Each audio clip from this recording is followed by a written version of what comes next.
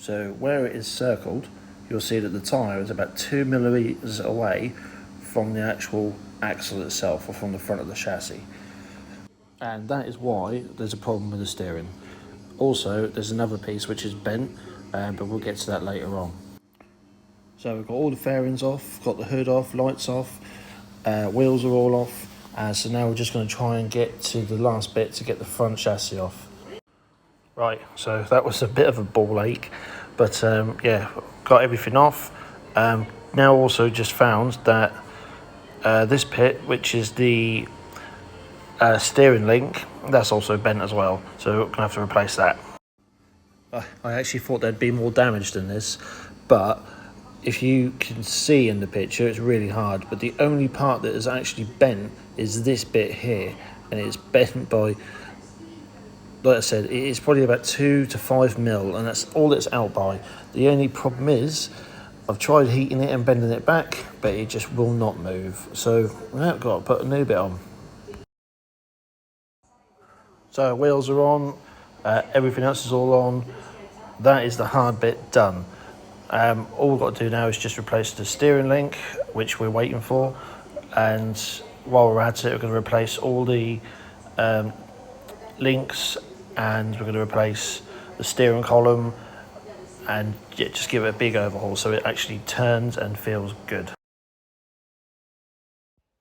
So we bought new track rod ends.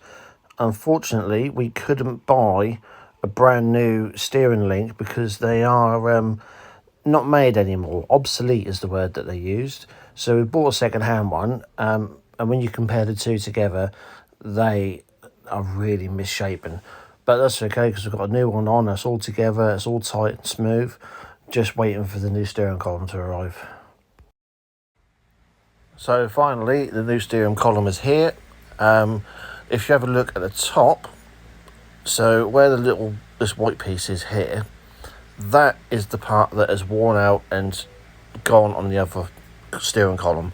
I would put a picture of the old one up and show you, but there's nothing to compare it to because that bush has completely disintegrated, which has left everything all wibbly wobbly and whatnot. So yeah, let's get that on.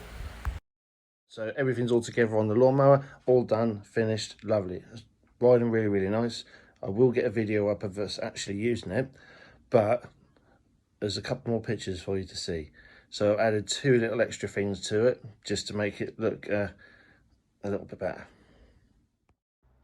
So we're done away with the original key start. Basically the keys just kept snapping and keep losing them. So now it's a push button start. So all you've got to do is flick a little safety switch, push the button, and away you go. So a final feature is LED lights.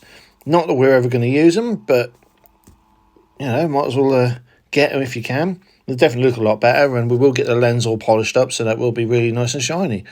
So yeah, that's it. If you like that video and want to see more gardening bits, just click on the subscribe button, share, follow us, follow the Facebook page, all that jazz. It takes 5 seconds for you to do it, and it makes a hell of a difference to us.